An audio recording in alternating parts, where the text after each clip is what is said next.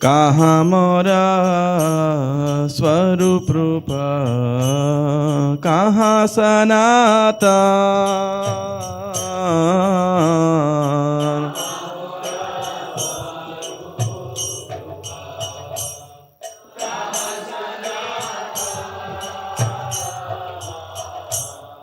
कहाँ दास रघुनाथ पतित पावन।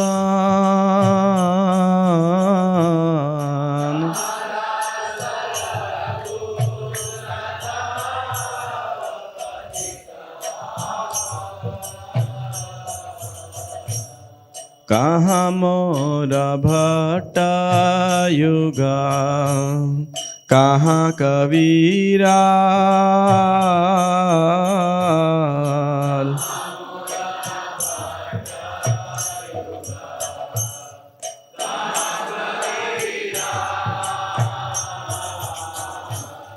एक काल को था गेला गोरा नटराज।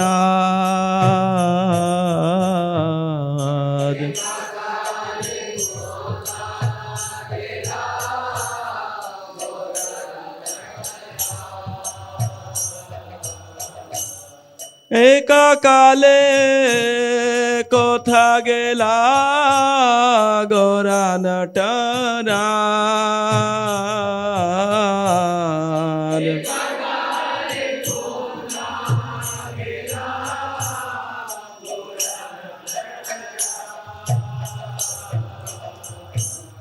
पाषाणे कुटिब माथा, अनले पाशिब।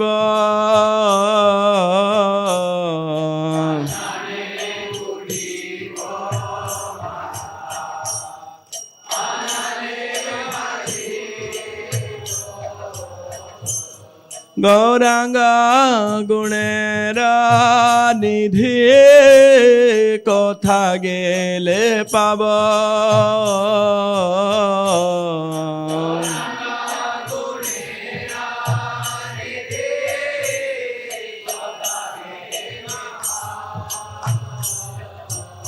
से सब संगीर संगे जे कोइल विलास।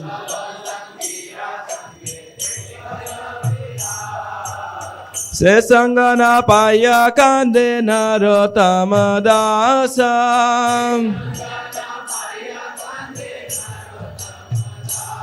जय वैष्णव ठाकुर, जय वैष्णव ठाकुर, वैष्णव ठाकुर, जय वैष्णव ठाकुर।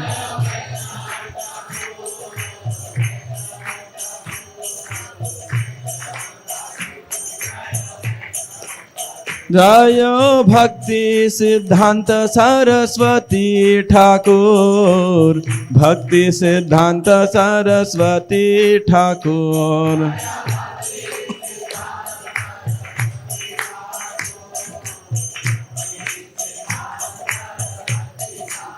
प्रभुपाद प्रभुपाद प्रभुपाद, जय प्रभुपाद।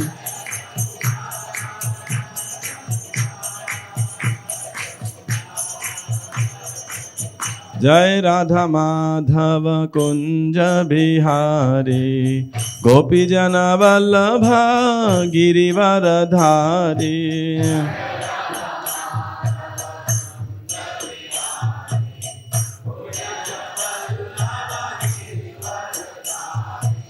यशोदानंदन ब्रज जन रंजन, यमुना तीरावनचारी।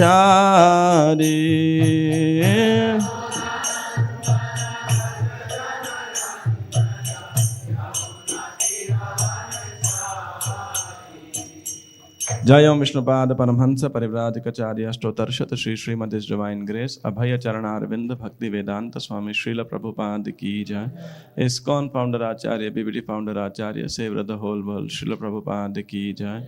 जय ओम विष्णुपाद परमहंस परिव्राजकाचार्य अष्टोत्तरशत श्री श्रीमद भक्ति सिद्धांत सरस्वती ठाकुर श्रील प्रभुपाद गोस्वामी महाराज की जय। नामाचार्य श्री हरिदास ठाकुर की जय। प्रेम से कहो श्री कृष्ण चैतन्य प्रभु नित्यानंद श्री अद्वैत गदाधर श्रीवासादि गौर भक्त वृंद की जय। श्री श्री राधा कृष्ण गोप गोपीनाथ श्याम कुंड राधा कुंड गिरि गोवर्धन की जय। श्री जगन्नाथ द्वारकापुरी धाम की जय। मथुरा वृंदावन धाम की जय। नवद्वीप मायापुर धाम की जय। गंगा माई की जय। यमुना माई की जय। वृंद देवी तुलसी महारानी की जय। श्री श्री राधा राधिका रमन की जय। श्री श्री कृष्ण बलराम की जय। जगन्नाथ बलदेव सुभद्रा महारानी की जय। श्री श्री गौर निताय की जय। श्रील प्रभुपाद की जय। Srila Prabhupada transcendental book distribution marathon की जय। श्रील भक्ति सिद्धांत सतवरी ठाकुर तिरुभाव तिथि महोत्सव की जय। श्रील भक्ति सिद्धांत सर्व ठाकुर महाराज की जय। गौर प्रेमानंदे हरि हरि बोल। All glories assembled devotees Hare Krishna. All glories assembled devotees Hare Krishna. All glories assembled devotees Hare Krishna. All glories to Sri Guru and Sri Gauranga. All glories to Srila Prabhupada.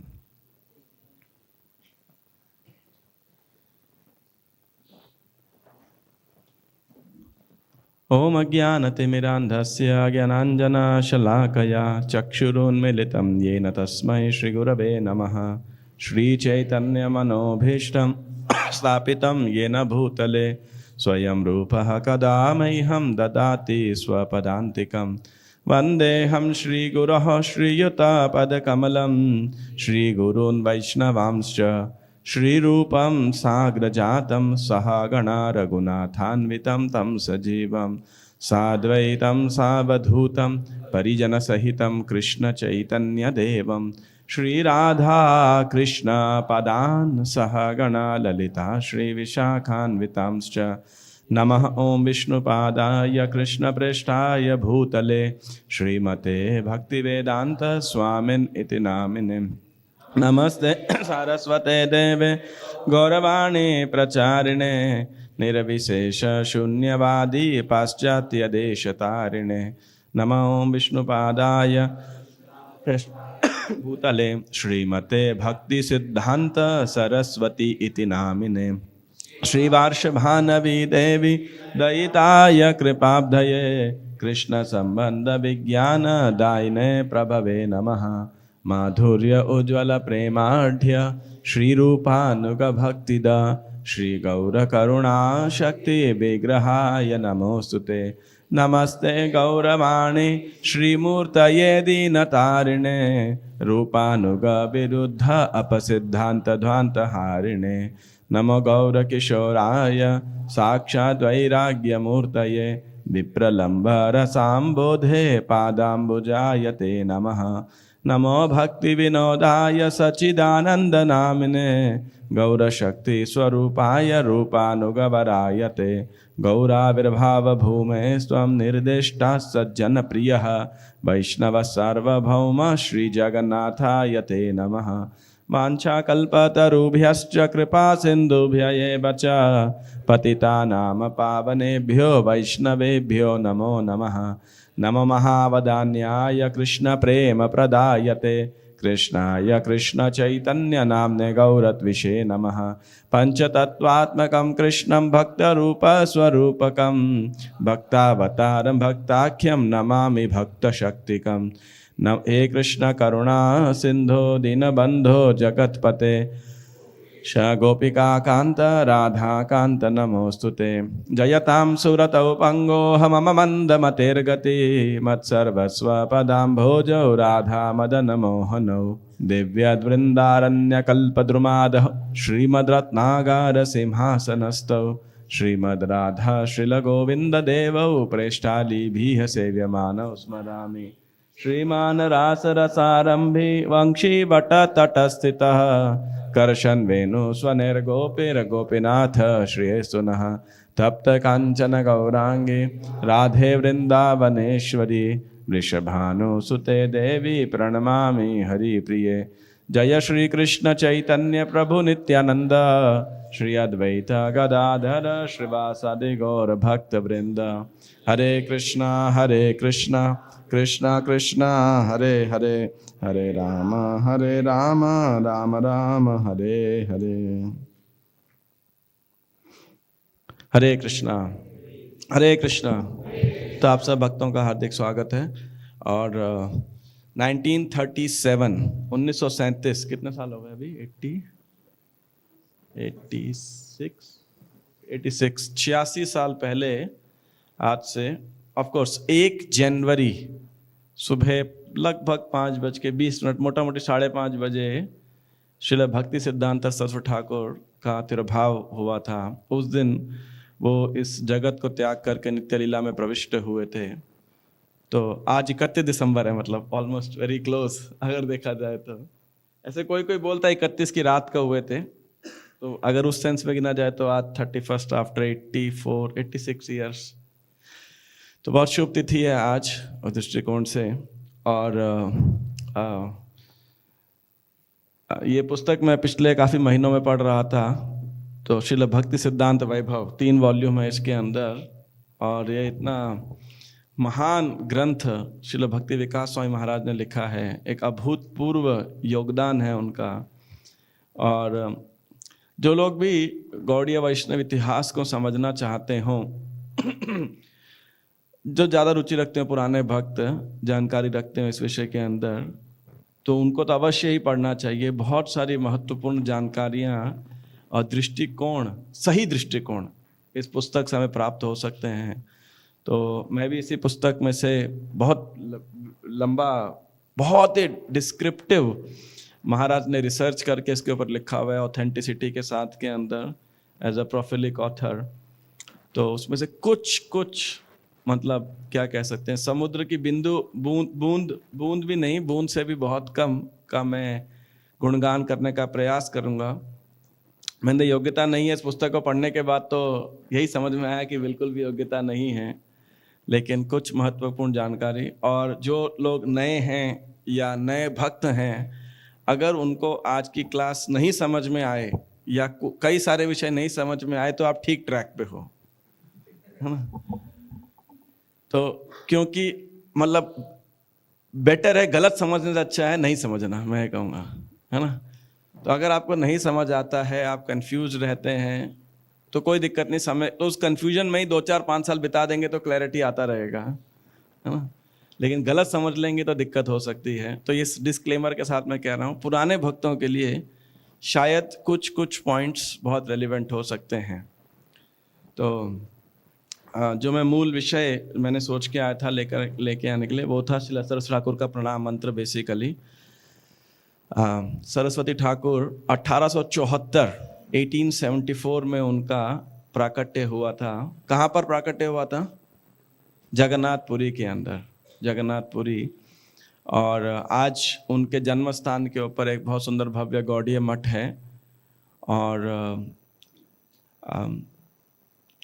Shri Chaitanya Mahaprabhu ने बहुत ही पूरे भारतवर्ष के अंदर, पर विशेषतया बंगाल और उड़ीसा के अंदर प्रचार किया था। ऑफकोर्स दक्षिण भारत, पूर्वी भारत, पश्चिमी भारत के भी, महाराष्ट्र तक, तो मुंबई तक महाप्रभु आए थे, उन्होंने प्रचार किया। और चैतन्य महाप्रभु के जाने के बाद में गौड़ीय वैष्णविज्म जो मूल रूप में रहा, उसका प्रचलन रहा तो बंगाल, उड़ीसा और वृंदावन, ये 3 जगह पे ही मुख्य रहा।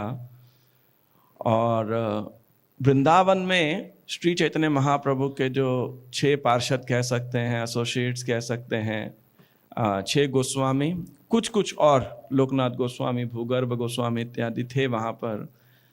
और बाद में और भी वैष्णव वहाँ गए, तो वहाँ पुस्तकों का लेखन, नाना शास्त्र विचारणैक निपुणौ सद्धर्म संस्थापकौ, आने वाली भावी पीढ़ियों के लिए वृंदावन धाम प्रस्तुत किया जा रहा था।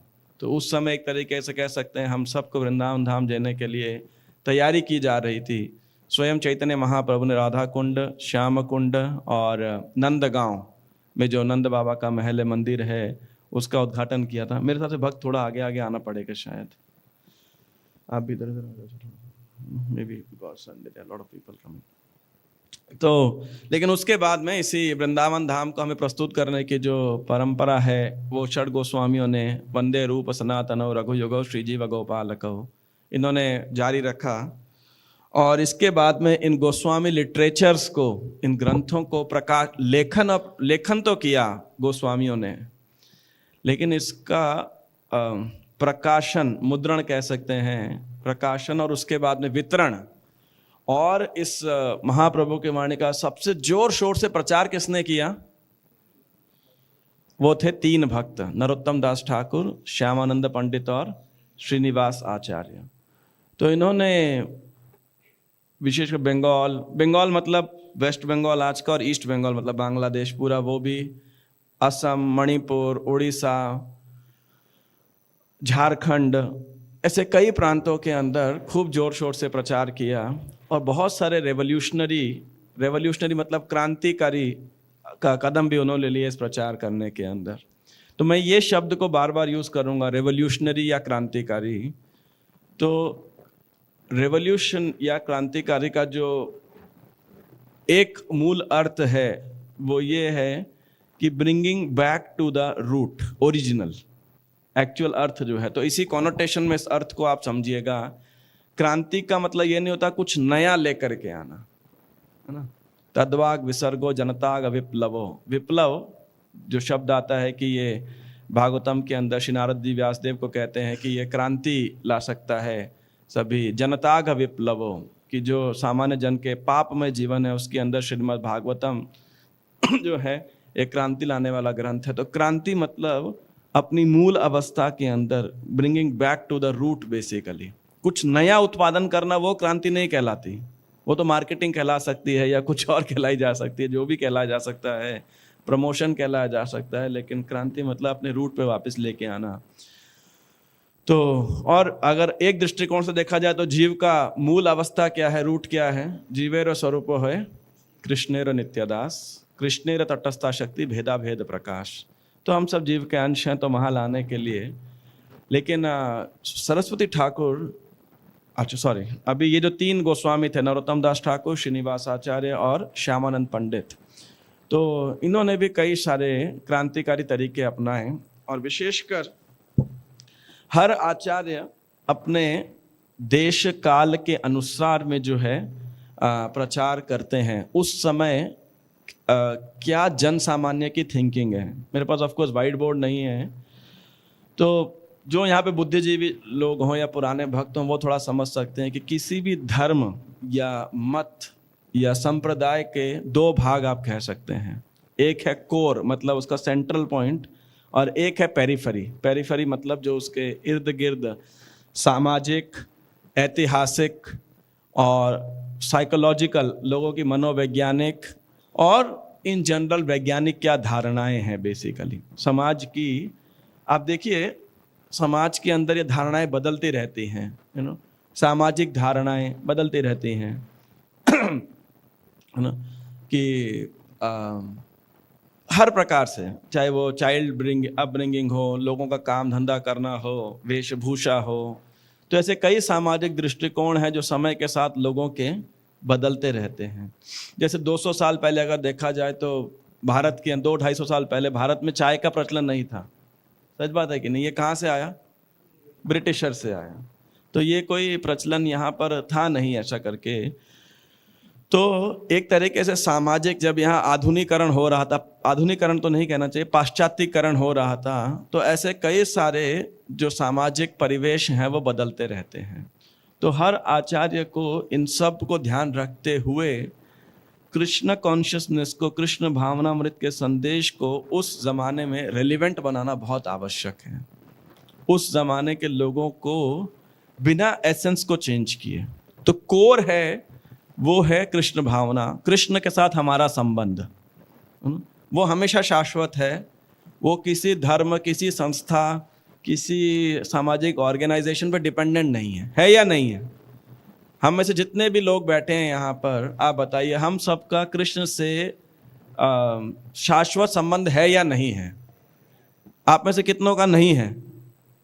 सबका है, पक्का ना? विश्वास करते सबका है। तो हम सबका कृष्ण है। क्या ये रिश्ता किसी प्रकार के सामाजिक, ऐतिहासिक, राजनीतिक संस्था पे आधारित है या नहीं है? किसी प्रकार के धर्म, मतामत पर आधारित नहीं है। ममई वांश जीव लोके जीव भूत सनातन, हम सब भगवान के शाश्वत अंश हैं और भगवान हमारे शाश्वत पिता हैं। ये बात परम सत्य है, इसमें कोई भी द्वंद्व नहीं हो सकता, है ना। कोई भी इसमें डिफरेंस नहीं हो सकता, मतभेद नहीं हो सकता कि नहीं नहीं शायद है शायद नहीं है, ऐसा नहीं है, ये है ही है। तो इसीलिए कोई भी धर्म वो है जो कृष्ण से हमारे शाश्वत संबंध को पुनर्जागृत करता है, वो वास्तविक धर्म है। ठीक है कि नहीं, यहाँ तक आपको बात समझ आ रहा है ना। लेकिन साथ साथ क्या होता है, अब इस संदेश को प्रचार करने के लिए बहुत सारे कह सकते हैं व्यवधान नहीं, परिप्रेक्ष्य होता है। हर काल के अनुसार, हर समय के अनुसार में लोगों की एक मानसिक, लोगों की वैज्ञानिक, लोगों की सामाजिक एक उस समय की परिपाटी है, सामाजिक संरचना है। तो उस संरचना के में बहुत सारे लोगों के अलग अलग प्रकार के धारणाएं रहती हैं और उस धारणाओं पे उनका संस्कृति आधारित रहती है या जीवन आधारित रहता है। तो इसीलिए आचार्यों का काम और विशेषकर कृष्ण भावनामृत के प्रचारकों का काम बहुत टफ हो जाता है। टफ कैसे हो जाता है, तो इंग्लिश में दो शब्द आते हैं, फाइडेलिटी और fidelity, how you pronounce, fidelity and flexibility. तो फिडेलिटी मीन्स फेथफुलनेस, मतलब निष्ठा, किसके साथ में, कोर के साथ। जो कोर धर्म के प्रैक्टिस हैं उसके साथ तो हमारी निष्ठा चाहिए, और आधुनिक या बदलते हुए समाज के परिप्रेक्ष्य के साथ में क्या चाहिए, फ्लेक्सिबिलिटी चाहिए। और इसका बैलेंस बना पाना बहुत मुश्किल होता है, बहुत ज़्यादा मुश्किल होता है। और जो आचार्य जो होते हैं वो देश काल पात्र के अनुसार में इन दोनों का सामंजस्य बैठाते हैं, है ना। तो इसीलिए वो क्रांतिकारी, जो शब्द मैंने यूज़ किया विशेषकर, तो ये नरोत्तम दास ठाकुर ऐसे ही एक क्रांतिकारी प्रचारक थे, आचार्य थे। और उसके बाद में बलदेव विद्याभूषण कुछ हद तक काफ़ी हद तक क्रांतिकारी थे। और उसके बाद में श्रील सरस्वती ठाकुर, वो आधुनिक समाज में कह सकते हैं महानतम आध्यात्मिक क्रांतिकारी, या हमारे सभी आचार्यों के अंदर बहुत ही क्रांतिकारी आध्यात्मिक आचार्य रहे हैं। क्यों रहे हैं, उस समय की और आने वाले समय के लिए जो कलयुग के और इस समाज के परिपाटी के दौरान ये बहुत आवश्यक था। और सरस्वती ठाकुर ने बहुत सारे क्रांतिकारी कार्य किए। तो मैं कुछ की चर्चा बस यहाँ से करूँगा। तो इसीलिए जब प्रचारक भी हैं हम, we have to ensure that there is a fidelity to the core and flexibility with the periphery, है ना। तो जैसे एक उदाहरण के लिए श्रील प्रभुपाद ने कृष्ण भावनामृत के प्रति पूर्ण रूप से निष्ठावान थे। उन्होंने कोई भी नियम चेंज नहीं किया, ठीक बात है कि नहीं। जैसे हम देखें तो सत्व गुण में आने के लिए या मनुष्य के धरातल पर भी आने के लिए प्रभुपाद जी ने क्या दिए, 4 नियम दिए, है ना। किसी प्रकार का मांसाहार नहीं, नशा नहीं, जुआ सट्टा नहीं, पर पुरुष पर स्त्री गमन नहीं, संग नहीं। और प्रभुपाद जी ने ये संदेश कहाँ पर दिया, विदेश के अंदर। जो बचपन से मांसाहार कर रहे, नशाखोरी में लिप्त हैं, व्यभिचार कर रहे। और प्रभुपाद ने देखा कि इससे पहले कि श्रील प्रभुपाद उनको ये शिक्षा देते, वो सब नियम तोड़ चुके थे, लेकिन प्रभुपाद ने इस विषय के ऊपर कॉम्प्रोमाइज नहीं किया। लेकिन सामाजिक दृष्टिकोण से देखा जाए, प्रभुपाद ने बहुत सारा कॉम्प्रोमाइज किया। ब्रह्मचारिणी आश्रम, अनहर्ड इन वैदिक टाइम्स, या स्त्रियों को दीक्षा प्रदान करना, अनहर्ड। स्त्रियां ऑल्टर में जाके पुजारी की सेवा कर रही हैं, अनहर्ड। और तो प्रभुपाद जी ने ऐसे जो हैं कई सामाजिक जो हैं बदलाव किए। या वैदिक काल के अनुसार में जो श्री विग्रह हैं, राधा कृष्ण विग्रह हैं विशेषकर, वो ईस्ट डायरेक्शन फेसिंग होने चाहिए प्रभुपाद जी ने। लेकिन ये वास्तुशास्त्र के अनुसार या इवन और आध्यात्मिक शास्त्रों के अनुसार में भी ये एक बहुत स्ट्रॉन्ग मत है कि जो श्री विग्रह हैं, खासकर विष्णु मूर्तियां हैं, वो पूर्वी दिशा को फेसिंग हो। हनुमान जी इत्यादि को साउथ फेसिंग रखा जाता है, जो अथवा भूतपति मुमुक्षव घोर रूपान हित्वा भूतपति नथ, काल भैरव इत्यादि तमोगुण, ऐसे 5 डीटीज हैं जिनको साउथ में रखा जाता है। लेकिन प्रभुपाद जी ने ज़्यादा केयर नहीं किया, है ना। अगर आप देखेंगे हमारे जुहू मंदिर भी, जय श्री श्री राधा राधिका रमन की जाए, श्री गौर निताई की जय, कृष्ण बलराम की जय, जगन्नाथ बलदेव सुभद्रा महारानी की जय, श्रील प्रभुपाद की जय। प्रभुपाद बहुत प्रैक्टिकल थे। जब हमारा जुहू मंदिर भी बन रहा था तो कई उस समय के सम्माननीय वेल विशर्स जो कि सनातन धर्म या हिंदू धर्म के फॉलोवर्स थे, तो प्रभुपाद जी के पास आए, बोले कि राधा कृष्ण राधा रास बिहारी का मुख ईस्ट की ओर नहीं, आई थिंक नॉर्थ फेसिंग है वो, जहाँ तक मेरा ख्याल है। तो प्रभुपाद जी ने उस पर ज़्यादा ध्यान नहीं दिया, बोले फॉर द प्रैक्टिकल पर्पस, क्योंकि अगर वैसा करते तो मंदिर का सौंदर्य बिगड़ता और कुछ कुछ चीज़ होती। तो जो है प्रभुपाद जी ने उस पेरिफरी को, हालांकि वो वैदिक शास्त्र के ही आदेश हैं, लेकिन उस पेरिफरी को ज़्यादा बल नहीं दिया। अब आज के ज़माने में आप देखेंगे तो इस सोच को अगर देखा जाए, लोग ज़्यादा नहीं तवज्जो देते हैं कि ईस्ट फेसिंग है, वेस्ट फेसिंग है, साउथ फेसिंग है, ये फेसिंग को ज़्यादा नहीं देते हैं। स्त्रियों के आज समान राइट्स हैं एक तरीके समाज के अंदर, शायद ज़्यादा भी हों, है ना। तो आज के परिप्रेक्ष्य के अंदर अगर आप स्त्रियों को दीक्षा दी जाती है, लेकिन पुरातन काल के अंदर मतलब सरस्वती ठाकुर से पहले स्त्रियों को दीक्षा शायद ही कभी दी जाती थी, बहुत कम दी जाती थी, जनरली माना जाता था। इसका मतलब ये नहीं है कि स्त्रियों को आध्यात्मिक प्रगति करने के लिए कोई बंदिश है, लेकिन यही एक सामान्य परिपाटी थी कि तरीका था कि पति गुरु हैं और उनको फॉलो करते हुए स्त्रियां अपनी आध्यात्मिक प्रगति भी करती हैं। लेकिन आज के संदेश में इस बात को कह पाना बड़ा मुश्किल से बात है ना। संदेश वही है, मूल उद्देश्य क्या है, स्त्रियों को पतियों को फॉलो करना या भगवत धाम आध्यात्मिक प्रगति करना। आध्यात्मिक प्रगति करना ये कोर है।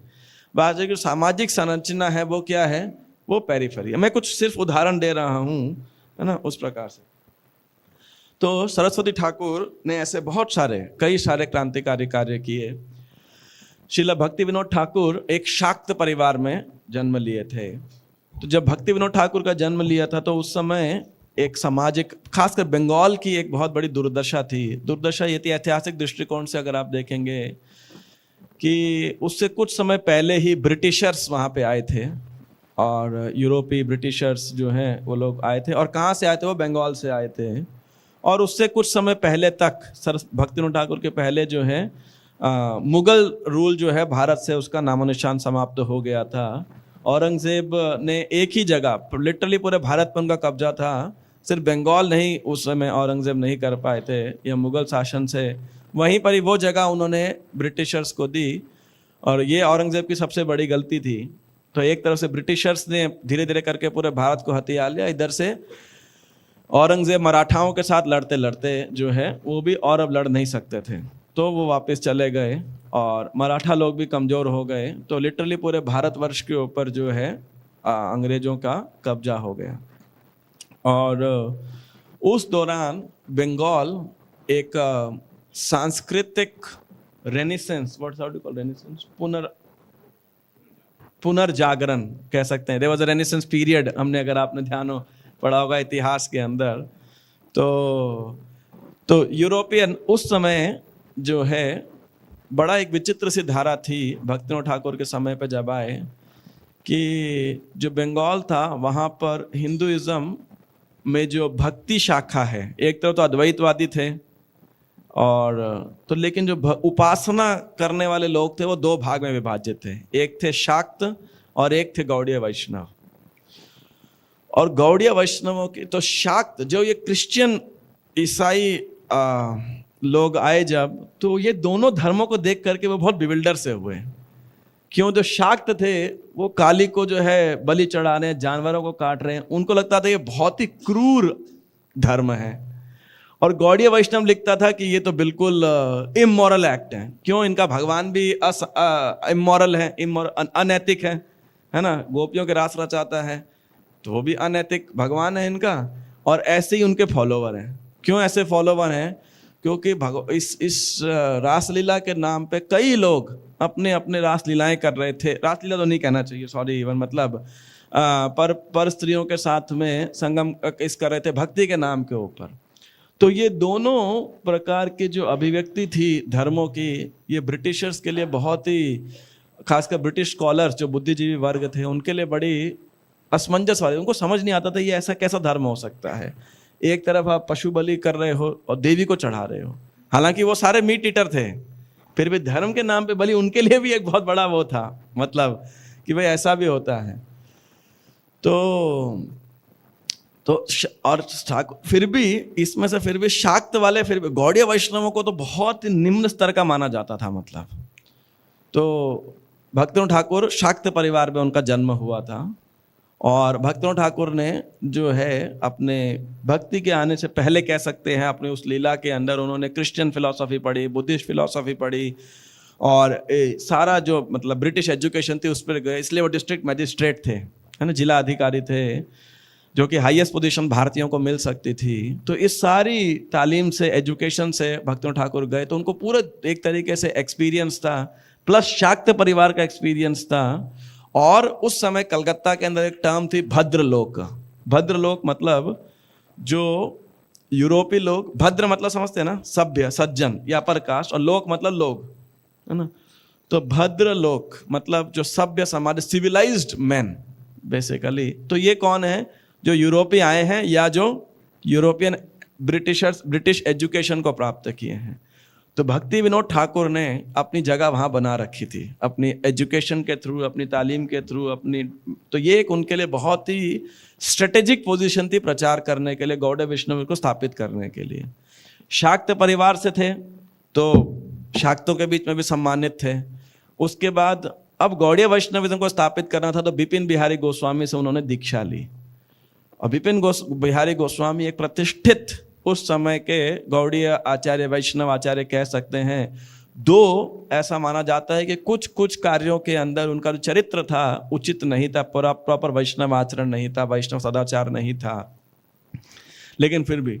और उस पोजीशन से वहाँ से भक्तिविनोद ठाकुर ने जो है 13 प्रकार के आपस संप्रदायों, इन सबको जो है डिवाइड, गौड़ीय वैष्णव को समझने के बाद 6 या 8 साल प्रयास करने के बाद, चैतन्य चरितामृत को पढ़ने के बाद, समझने के बाद उनको समझ में आया कि चैतन्य महाप्रभु की जो, या रिवील हुआ रादर कहना चाहिए, समझ में आना ठीक नहीं है, तो उनको रिवील हुआ कि ये जो चैतन्य महाप्रभु का जो डॉक्ट्रिन है, जो संदेश है, ये कितना वैज्ञानिक है और टॉप मोस्ट है, और बाकी ये क्या क्या जो मिश्रण है या प्रदूषण है। तो उन्होंने समाज के अंदर धीरे धीरे इस पर लिखना शुरू किया, प्रचार करना शुरू किया। लेकिन भक्तिविनोद ठाकुर का कार्य और उनकी जो उनका कार्य और उनकी पर्सनालिटी, उनका व्यक्तित्व, वो था एक रिफॉर्मर के समान। रिफॉर्मर मतलब जैसे मान लीजिए कोई बिल्डिंग पुरानी हो रही है, तो पुरानी बिल्डिंग में कोई आएगा बोलेगा एक कॉलम लगा दो, इधर टाई बीम्स टाई कर दीजिए, इधर आप लेंटर लगा दो, गाटर लगा दो, सपोर्ट दे दो। तो ऐसे ऐसे करके रिफॉर्मर बोलेगा कमरे में थोड़ा फॉल सीलिंग कर दो, ये कर दो, इत्यादि वो कर दो। कोई क्रांतिकारी आएगा, रेवोल्यूशनरी आएगा, क्या बोलेगा? बिल्डिंग को उड़ा दो, नई बिल्डिंग बना दो, है ना। क्यों? पुरानी हो रही है, अपने आप ढहेगी, इससे पहले ढहा दो और इसको नई बना दो, कि इससे पहले कोई आपत्ति आए, है ना। तो भक्ति विनोद ठाकुर इस प्रकार के रिफॉर्मर थे। लेकिन भक्ति सिद्धांत ठाकुर कैसे थे? वो क्रांतिकारी थे, बहुत ही, मतलब लिटरली वो सिंह गुरु कहलाते थे, और इतना समाज को एक प्रकार से झकझोर के चुनौती देने वाले थे, लिटरली हर चीज़ को। छोटे भी थे पुरी के अंदर, तो एक सहजिया, मतलब कह सकते हैं उस समय प्रतिष्ठित आचार्य कह लीजिए या जो भी थे वो थे। तो भक्तिविनोद ठाकुर उनको प्रणाम किया। सरस्वती ठाकुर छोटे थे, प्रणाम नहीं किया। तो उन्होंने पूछा ये इसने क्यों नहीं प्रणाम किया, बिमला प्रसाद ने? तो बोले, ये भक्तिविनोद ठाकुर बोले, ये सहजियों को प्रणाम नहीं करता। तो ये बचपन से उनका जो है व्यक्तित्व था ऐसा जोरदार, है ना। तो एकदम मतलब अभूतपूर्व उनका जो है। मैं एक आपको तथ्य बता रहा हूँ, इसको चौंकिएगा मत, और चौंकेंगे तो अच्छा ही है। सुभाष चंद्र बोस प्रभुपाद जी के 1 साल सीनियर थे, राइट। तो स्कॉटिश चर्च कॉलेज के अंदर प्रभुपाद जी भी क्रांतिकारी थे, वो भी एक क्रांतिकारी थे। तो प्रभुपाद जी मिले सरस्वती ठाकुर से और इस आध्यात्मिक क्रांति के अंदर जुड़ गए। सुभाष चंद्र बोस भक्ति सिद्धांत ठाकुर को मिलने के लिए आए थे जब वो अपनी आज़ाद हिंद फौज खड़ा कर रहे थे, और तो सरस्वती ठाकुर को मिले थे और बहुत प्रभावित हुए थे सरस्वती ठाकुर से। यहाँ तक उन्होंने कहा कि अगर मैं इस आज़ादी की क्रांति से पहले जुड़ा होता तो सरस्वती ठाकुर का शिष्य होता। आप कह सकते हैं ना, मतलब इतना महान लोगों को प्रभावित करने वाले सरस्वती ठाकुर थे, इतना क्लैरिटी और इतना फोर्स उनके प्रचार के अंदर, है ना। तो ये तो सरस्वती ठाकुर का मैं से एक रूपरेखा आपको कुछ कुछ पॉइंट बता रहा हूँ। तो ये उनका प्रणाम मंत्र है, नमः ओम विष्णुपादाय कृष्ण प्रेष्ठाय भूतले श्रीमते भक्ति सिद्धांत सरस्वती इति नामिने। सामान्यतया जो प्रणाम मंत्र होते हैं उसके अंदर एक पंक्ति रहती है, कभी दो पंक्ति, जैसे प्रभुपाद जी के इसमें दो पंक्तियां हैं। सर्व ठाकुर के अंदर कितने पंक्तियां हैं? 4 पंक्तियां हैं। अब मेरे से ये मत पूछेगा ये प्रणाम मंत्र किसने लिखे हैं, मैं बता देता हूँ फिर भी आपको। जितना मैंने अभी तक रिसर्च किया है वो है सर्व ठाकुर के एक शिष्य हैं, उन्होंने सबके प्रणाम मंत्र लिखे थे। और इसीलिए सरस्वती ठाकुर जो हैं क्रांतिकारी थे। क्रांतिकारी का मतलब मैंने आपको क्या बताया था? Bringing back to the roots, है ना। कुछ नया नहीं लेके आ रहे थे, लेकिन इस कारण से कई जो सहजिया थे या बाबाजी लोग थे, विशेषकर जो बाबाजी लोग थे, ये सरस्वती ठाकुर के महान दुश्मन बन गए थे। और वे कहते हैं कि सरस्वती, उनके अनुसार सरस्वती ठाकुर गौड़ीय वैष्णव धर्म के डिस्ट्रॉयर हैं, को विध्वंस करने वाले हैं। और उनके दृष्टिकोण से देखा जाए तो ये बात एक दृष्टिकोण सत्य है। कैसे? कई बार लोग पूछते हैं, प्रभु जी ये वैष्णवों के बीच में इतने सारे मतभेद क्यों हैं, क्यों लोग, खासकर जो पुराने भक्त होंगे तो उन्होंने देखा होगा कि समय समय पर इस्कॉन के भक्त जो है, खासकर जो नए भक्त हैं या कभी कभी पुराने भक्त भी दिग्भ्रमित हो जाते हैं और ऐसे राधा कुंड बाबा जी वगैरह के पास चले जाते हैं।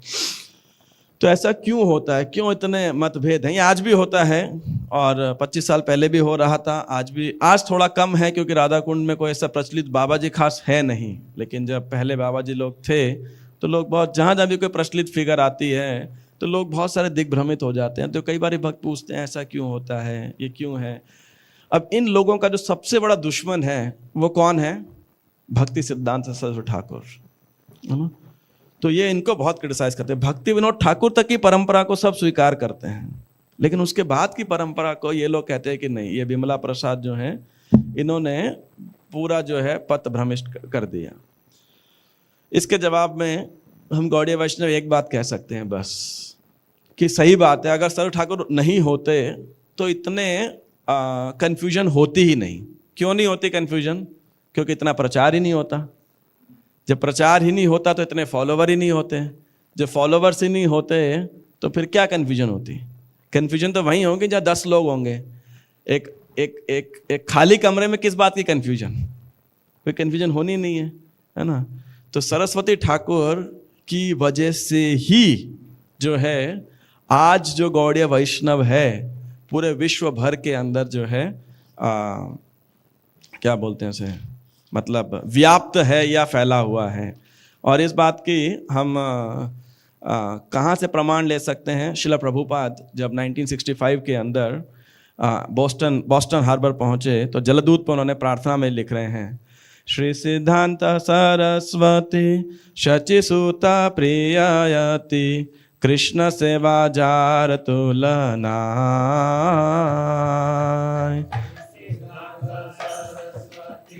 शचिसुता प्रिययति कृष्ण सेवा जार तुलना।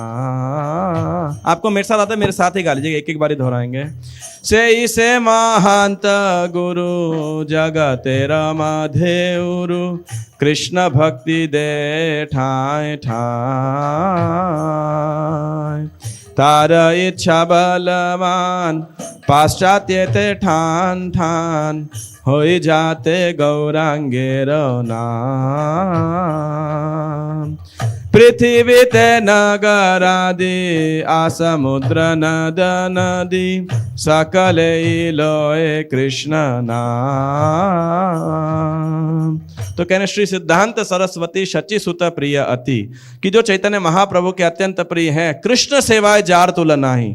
और कृष्ण की सेवा में जो है अतुलनीय है, उनकी तुलना नहीं है। से नमः ओम विष्णु पादाय, जो भगवान विष्णु के चरण कमल निवास करते हैं, कृष्ण प्रेष्ठाय भूतले, जो कृष्ण की प्रसन्नता के लिए इस भूतल के ऊपर विराजमान हुए हैं। तो प्रभुपाद कह रहे हैं कृष्ण सेवा जार तुलना, सही से महांत गुरु, वो महान गुरु है जगतेर मधे उरु, जो पूरे जगत के अंदर क्या कर रहे हैं? कृष्ण भक्ति दे ठाए ठाए। कि कृष्ण भक्ति को सर्वत्र जो वो प्रचार कर रहे हैं। हालांकि कौन जा रहा है? प्रभुपाद जा रहे हैं, लेकिन कह रहे सरो ठाकुर जो है वो मेरे को माध्यम बना रहे हैं और प्रचार कर रहे हैं। तार इच्छा बलवान, उनकी जो बलवान इच्छा थी, बलवती इच्छा थी, पाश्चात्य ते ठान ठान हो जाते गौरांगे नाम, कि पूरे पाश्चात्य जगत के अंदर जो है श्री गौरांग महाप्रभु का नाम जो है फैलेगा। और पृथ्वी ते नगर आदि आसमुद्र नद नदी सकल लय कृष्ण नाम, पृथ्वी के समस्त नगरों गांवों समुद्रों नदियों तथा सब जगह पे आदि जीव कृष्ण का नाम लेंगे। ये सरस्वती ठाकुर की इच्छा थी और आज वो पूर्ण हो रही है। तो आज के दिन सरस्वती ठाकुर के प्रणाम आविर्भाव और तिरुभाव के दिन हमें विशेष सरस्वती ठाकुर का आभार प्रकट करना चाहिए अनेक योगदानों के लिए। लेकिन एक विशेष योगदान, कई विशेष योगदान में से मैं मुख्यतः 3 योगदान के लिए, लेकिन एक अगर संक्षेप में एक लाइन में कोई बोले कि सरस्वती ठाकुर ने आपको क्या प्रदान किया, तो आप क्या बोलोगे? क्या प्रस्तुत किया उन्होंने? कोई अगर आपसे पूछे कि सरस्वती ठाकुर क्या आपने हमारी पीढ़ी को सरस्वती ठाकुर का क्या उपहार है, क्या भेंट है? उनकी सबसे बड़ी भेंट है क्लैरिटी ऑफ कृष्ण कॉन्शियसनेस। इस कृष्ण भावनामृत सिद्धांत की जो क्लैरिटी है, ये सरस्वती ठाकुर की कृपा है। श्री वार्षभानवी देवी द्वयिताय कृपाब्दये कृष्ण संबंध विज्ञान दायिने प्रभवे नमः। तो अच्छा हाँ, श्रीमते भक्ति सिद्धांत सरस्वती इति नामिने। तो इनका नाम भक्ति सिद्धांत सरस्वती क्यों पड़ा? लगभग 15 साल की उम्र के अंदर इन्होंने एक ग्रंथ लिखना चालू किया था 1874 1888 लगभग 15 साल की उम्र के अंदर। 3 साल तक इन्होंने सूर्य सिद्धांत और एक और इसी प्रकार का ग्रंथ था जो पुराने सब वैज्ञानिकों ने ज्योतिष शास्त्र के ऊपर, ऐसे तो ये वो थे श्रुतिधर थे, अनेक पुस्तकों का एसेस का लेखन इन्होंने किया, डिबेट में भाग लिया करते थे, बहुत डिबेट करना बहुत पसंद था उन्हें और करते थे, और कभी पराजय तो संभव ही नहीं है। लेकिन विशेषकर ज्योतिष और गणित, मैथमेटिक्स और एस्ट्रोनॉमी, कॉस्मोलॉजी के ये पंडित थे। और एक ऐतिहासिक ग्रंथ है सूर्य सिद्धांत, तो उसको उन्होंने कंपाइल किया था। ये ज्योतिष का मोस्ट एक्यूरेट ग्रंथ आप कह सकते हैं, और इसमें कुछ 10 फैक्टर्स रहते हैं।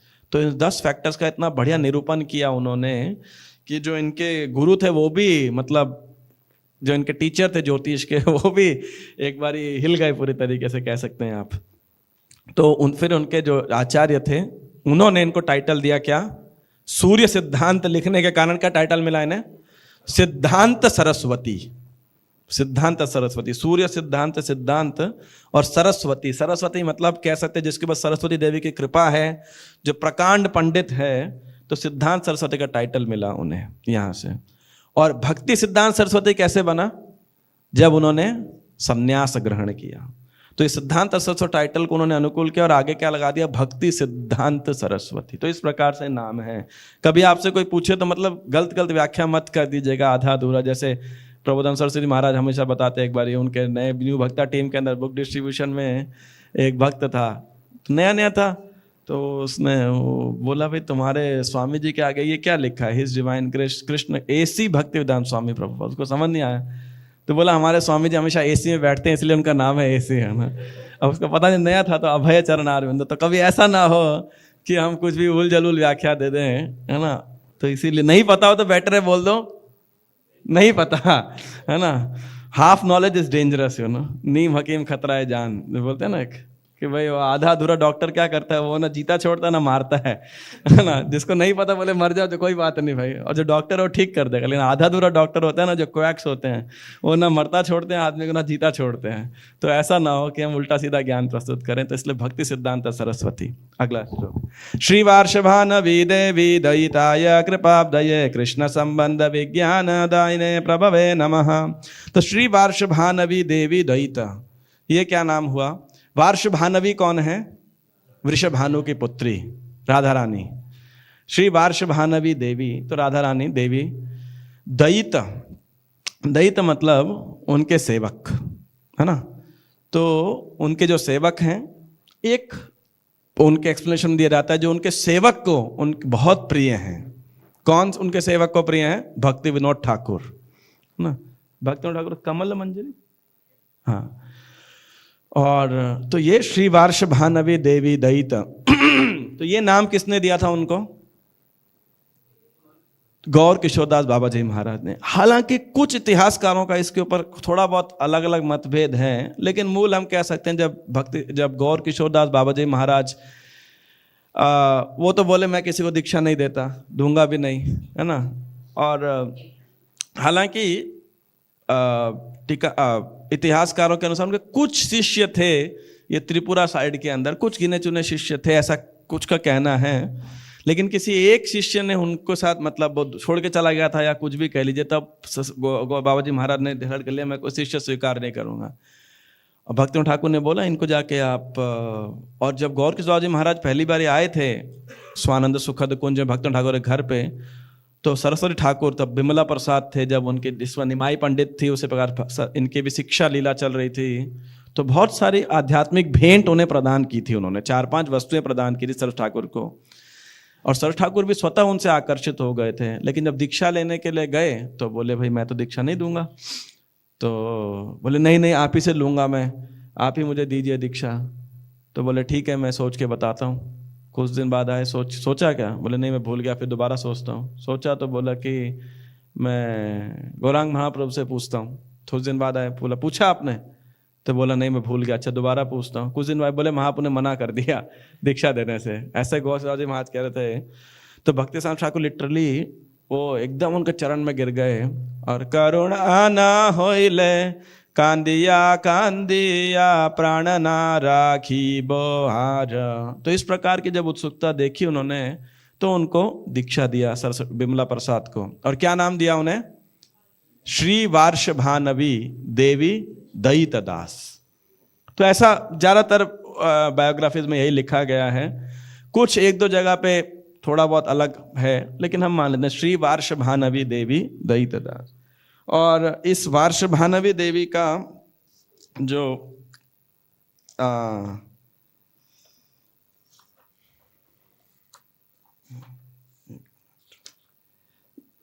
इसका जो एक इम्पॉर्टेंट पार्ट है वो आप जो है हम समझने के लिए समझ सकते हैं कि भक्तिनाथ ठाकुर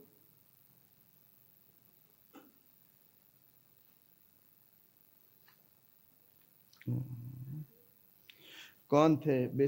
सॉरी, वे थे नयन मंजरी, बेसिकली नयन मणि मंजरी। नयन मणि मंजरी ये उनका स्वरूप है जो उन्होंने भी कह सकते हैं कि एक्सेप्ट किया। और नयन मणि इसीलिए जो उनके जन्म स्थान पे विग्रह हैं, हाँ उनके जन्म स्थान पे जो विग्रह हैं तो उनका बाद में नाम जानते हैं क्या दिया गया? श्री श्री राधा नयनानंद जी, नयन आनंद जी, है ना। तो इस नयन मणि मंजरी उनके आध्यात्मिक सिद्ध देह स्वरूप के ऊपर। और इस नयन मणि की व्याख्याएं इस प्रकार से की गई है। नयन मणि मंजरी कौन है? श्रीमती राधा रानी की एक मंजरी हैं, एक असिस्टेंट गोपी हैं। और तो फिगरेटिवली इसका जो व्याख्यान दे रहे नयन मणि कौन है, वो कहते हैं कि कृष्ण के लिए उनकी आंखों की मणि कौन है? श्रीमती राधा रानी, है ना। कि श्रीमती राधा रानी को ही हमेशा देखना चाहते हैं, यानी कृष्ण की आंखों में सदैव राधा रानी है। कैसे? क्योंकि राधा रानी का जो पूरा रूप है वो कृष्ण के लिए बहुत आकर्षक है। उस पूरे रूप में सर्व आकर्षक क्या है? राधा रानी का मुखारविंद। उस मुखारविंद में सबसे आकर्षक क्या है? उनके नेत्र, आंखें। और उन आंखों में भी सबसे ज्यादा आकर्षक क्या है? जो आंखों में क्या रहता है, ऐसे जो बोलते हैं ना आई बॉल, आई बॉल्स, प्यूपिल, प्यूपिल हिंदी में जो भी बोलेंगे आप, हाँ जो भी है ना।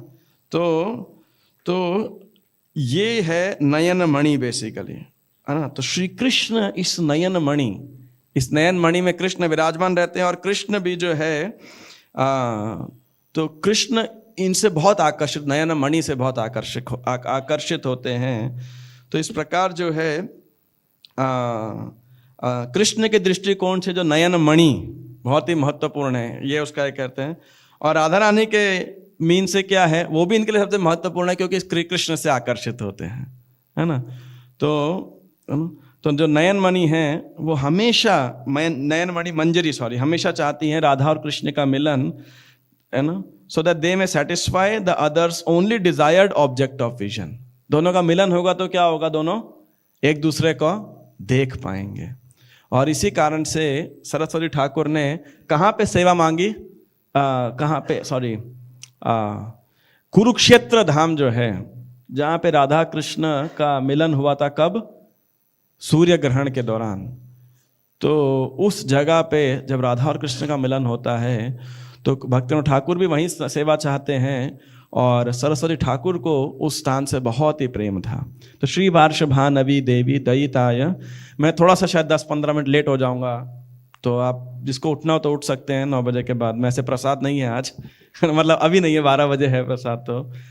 तो दयिताय कृपा अब्धये, और कृपा अब्धये, कृपा अब्धि, कृपा के सागर हैं, कृष्ण संबंध विज्ञान दायिने प्रभवे नमः। और ये प्रभु, महाशक्तिशाली प्रभु श्री भक्ति सरस्वती ठाकुर क्या प्रदान कर रहे हैं, कृष्ण के साथ हमारे संबंध के विज्ञान को प्रस्तुत कर रहे हैं, है ना। ये नहीं है कि रात शाम सपने में आए, है ना, नहीं, एक विज्ञान है, ये एक वो है। कृष्ण किसी के सपने में आ सकते हैं, कृष्ण स्वतंत्र हैं, कृष्ण साक्षात रूप से आ सकते हैं, कृष्ण जगत गुरु हैं, है ना, तो वो किसी को शिक्षा भी दे सकते हैं। लेकिन जनरली, सामान्यतया श्री कृष्ण ऐसा नहीं करते हैं। सामान्य जन के लिए इन जनरल जो है उनको एक विज्ञान की आवश्यकता है, जिसको अपनी साधना की लेबोरेटरी के अंदर जब वो उसको एक्सपेरिमेंट करेंगे तो फिर कृष्ण प्रेम रूपी जो फल है या परिणाम है वो प्राप्त होगा। तो ये कृष्ण संबंध विज्ञान दायिने प्रभवे नमः। तो कृष्ण संबंध विज्ञान को ये प्रदान करने वाले हैं सरस्वती ठाकुर। जब आप विज्ञान को प्रस्तुत करते हैं तो आपको बहुत सारे अज्ञानताओं को दूर करना पड़ता है ना। There is a science and there is nescience, है ना। तो विज्ञान को प्रस्तुत करने के लिए कई प्रकार की अज्ञानताओं का या गलत धारणाओं को हटाना पड़ता है। तो सरस्वती ठाकुर इस बात को भी अभी हम और चर्चा करेंगे। अगला तीसरा प्रणाम मंत्र है, माधुर्य उज्ज्वल प्रेमाढ्य श्री रूपानुग भक्तिद श्री गौर करुणा शक्ति विग्रहाय नमोस्तुते। तो माधुर्य उज्ज्वल प्रेमाढ्य, जो श्री राधा और श्री कृष्ण के माधुर्य प्रेम से एनरिच्ड, जो एनरिच को क्या बोलेंगे, पूरित हैं, श्री रूपानुग भक्तिद। और क्या प्रदान कर रहे हैं, भक्ति प्रदान कर रहे हैं, भक्ति द, भक्ति को देने वाले हैं। कैसी भक्ति को देने वाले हैं, रूपानुग, है ना। रूप गोस्वामी के चरण चिन्हों को, पद चिन्हों को पालन करते हुए रूपानुग, है ना, उस माधुर्य उज्ज्वल प्रेमाढ्य, राधा कृष्ण के माधुर्य उज्ज्वल प्रेम से वो है।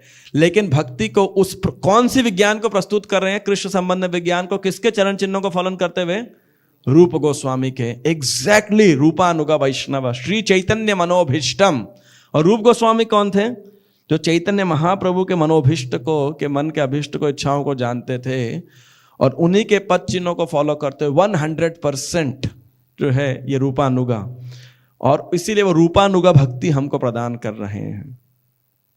श्री गौर करुणा शक्ति विग्रह, नमोस्तुते। नमोस्तुते मतलब प्रणाम करता हूं, किसको, गौर करुणा शक्ति विग्रह। विग्रह मतलब मूर्तिमान स्वरूप, विग्रह बोलते हैं ना, अर्च विग्रह मूर्ति, और करुणा मत शक्ति मतलब शक्ति के विग्रह। कौन सी शक्ति, गौरांग भाव तो भगवान है, अनेक शक्तियां उनकी, उनकी जो करुणा या कृपा, कंपैशन, औदार्य जो शक्ति है, उसके जो मूर्तिमान विग्रह हैं वो कौन है, श्रील सरस्वती ठाकुर। आप सोचिए, मतलब गौरांग महाप्रभु की कृपा शक्ति, करुणा शक्ति के जो विग्रह हैं वो है भक्ति सिद्धांत सरस्वती ठाकुर। नयनमणि मंजरी हैं, श्री वार्षभानवी देवी दैत हैं, दास हैं, लेकिन साथ साथ कौन है वो, श्री गौरांग महाप्रभु के विशेष कृपा पात्र हैं, करुणा शक्ति विग्रह, उनको प्रणाम करता हूँ। नमस्ते गौरवाणी श्री मूर्तये दीन तारिणे रूपानुग विरुद्ध अपसिद्धांत ध्वांत हारिणे। वही बात फिर से आ रही, नमस्ते गौरवाणी।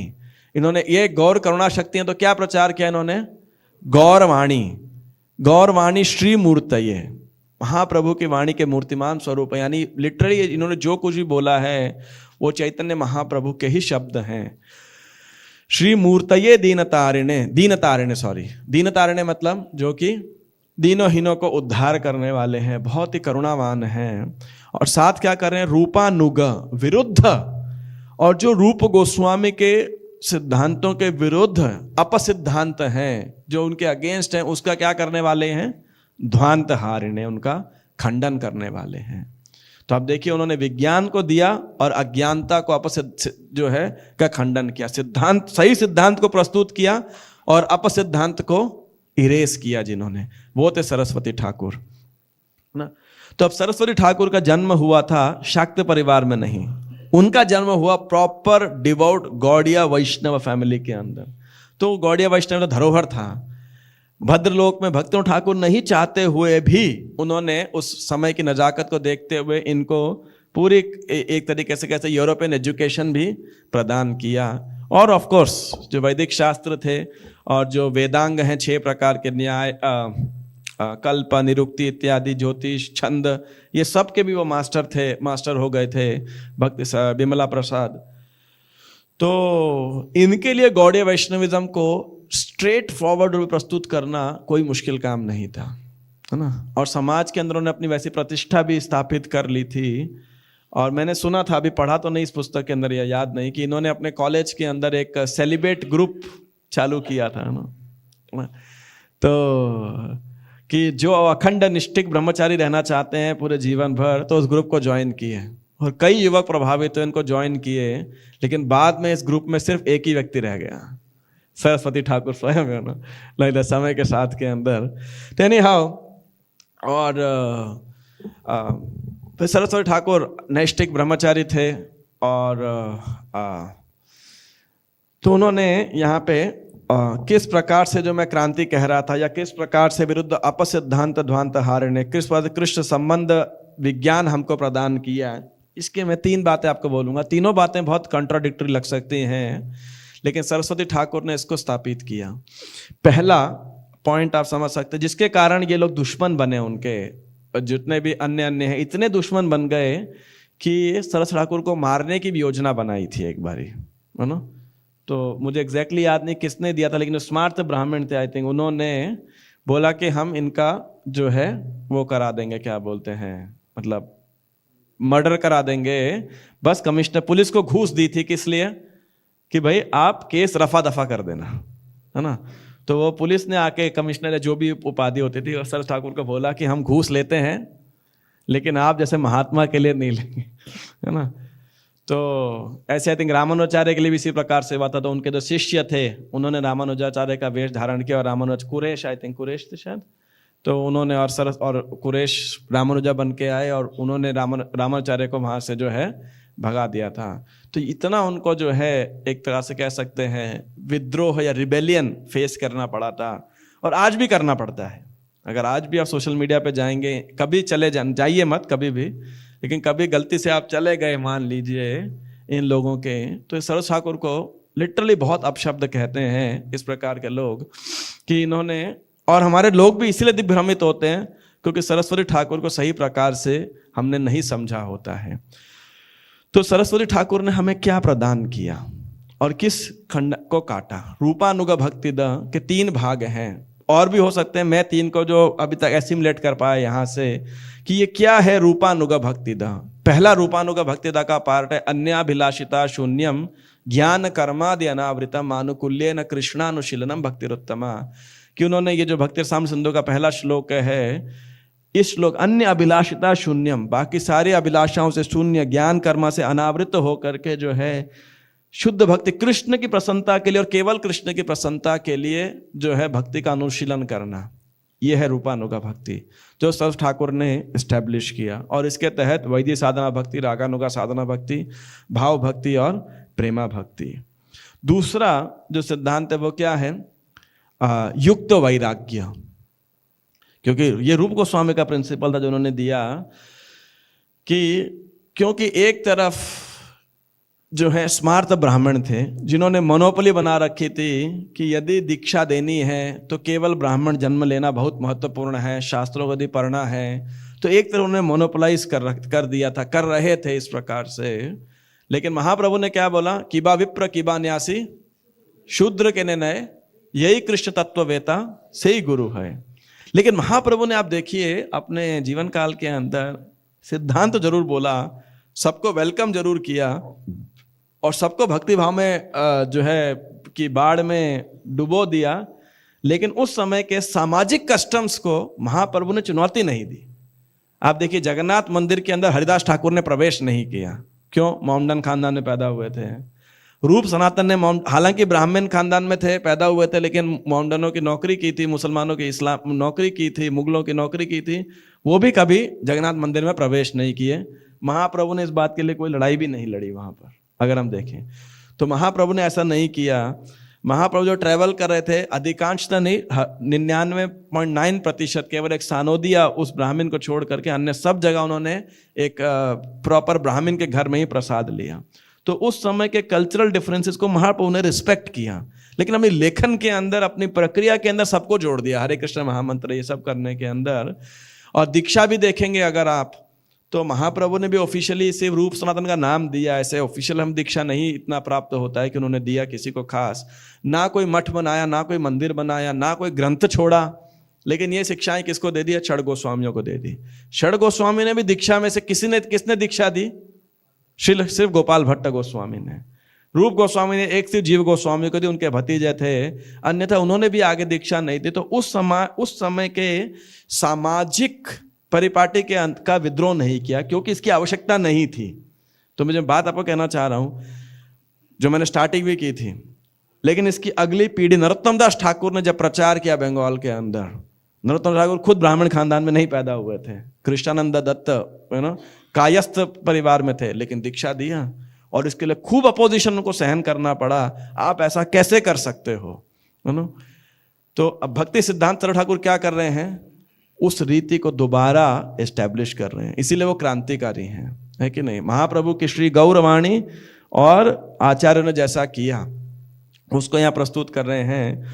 तो उन्होंने, मैं कह रहा था कि युक्त वैराग्य, तो इस प्रचार के लिए, तो इस स्मार्त ब्राह्मण जो लोग थे, इनका बहुत अपोजिशन फेस किया। और एक तरफ थे सहजिया। स्मार्त ब्राह्मण मतलब जो मोनोपोली जन्मजात, और सहजिया मतलब कुछ भी करो, इमोरल एक्ट हैं, बस हम राधा कृष्ण के भक्त हैं और उस भक्ति के नाम पे कुछ भी कर रहे हैं, गौरांग नागर हैं इत्यादि। लेकिन सरस्वती ठाकुर ने हमें जो है बिल्कुल सही सिद्धांत दिया। पहले तो अन्य अभिलाषिता शून्य भक्ति, इसीलिए वैराग्य का उच्चतम मानदंड, मानक जो है, पैरामीटर उन्होंने स्थापित किया और दिखाया, और गौड़िया मठ में स्थापित करने की पूरा प्रयास किया उन्होंने, यही शिक्षा दी उन्होंने। और युक्त वैराग्य, युक्त वैराग्य कैसे कि इस संसार में तो सब कुछ कृष्ण की ही संपत्ति है। हमारा मान अस देहो के हो जो किछु मोर, अर्पिलो तुआ पदे नंद किशोर, कि सब कुछ श्री कृष्ण का है, तो क्या हम ग्रहण कर सकते हैं और क्या ही हम त्याग सकते हैं? हर चीज की हाईएस्ट डेस्टिनेशन क्या है, या वास्तविक डेस्टिनेशन क्या है, गति क्या है? श्री कृष्ण की सेवा में इस्तेमाल होना, है ना? तो इसीलिए opulence for the Lord, poverty for one self. और इस युक्त वैराग्य के प्रिंसिपल की हाईएस्ट जो अभिव्यक्ति थी, मैनिफेस्टेशन थे, ये थे सरस्वती ठाकुर। बड़े बड़े मंदिर बनाना, हालांकि उन्होंने बहुत सारे, लेकिन ग्रंथों को छापना खासकर ये सरस्वती ठाकुर ने चालू किया। भक्ति ठाकुर ने जरूर एनविजन किया था, लेकिन उन्होंने देखा कि मुद्रणालय, पब्लिशिंग, यूरोपियन टेक्नोलॉजी भारत में आ गई है, अखबार छप रहे हैं, मैगजीन छप रहे हैं। सरस्वती ठाकुर ने सोचा क्यों ना इन ग्रंथों को, क्यों ना भगवान की वाणी को प्रकाशित करके पुस्तकों के रूप में लोगों तक पहुंचाया जाए। उनके डायरोमास, एग्जीबिशन, मोटर कार का इस्तेमाल करना, ये सब सर ठाकुर की युक्त, आधुनिक ड्रेस को इस्तेमाल करना, आप सोचिए, है ना? संन्यास ग्रहण करना, ये इस विषय में और अभी एक विषय पे आऊंगा। तो ये सब युक्त वैराग्य है। हालांकि गौड़िया मठ जब जग बंधु भक्ति रंजन प्रभु, किसी बायोग्राफी में जगत बंधु भक्ति रंजन प्रभु नाम आता है। ये सरस्वती ठाकुर के गृहस्थ शिष्य थे, बहुत ही समर्पित थे, और इन्होंने अपनी पूरे जीवन की जमा पूंजी से जो कलकत्ता का बाग बाजार गौड़िया मठ था वो बनाया था।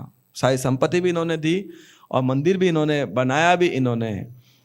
और सरस्वती ठाकुर इतने क्रांतिकारी थे, तो ये भी मंदिर के नक्काशी में बहुत टाइम लगा रहे थे, आधे में मंदिर खोला सर ठाकुर ने कि बहुत हो गया, अभी मंदिर खोलो।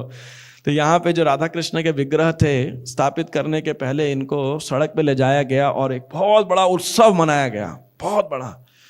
तो 9 दिन तक उसकी वीडियो क्लिपिंग जो है वहाँ के जो भी उस समय तक सब जगह दिखाई गई, इतना बड़ा पॉपुलर हो गया, हजारों लाखों लोग उसके अंदर सम्मिलित हुए, सारी छतें, सारे जितने 4 दीवारें, 2 मील लगभग, कितना 2 मील नहीं 1 मील कितना होता है, 1.5 किलोमीटर, लगभग 6 किलोमीटर लंबा ये परेड थी।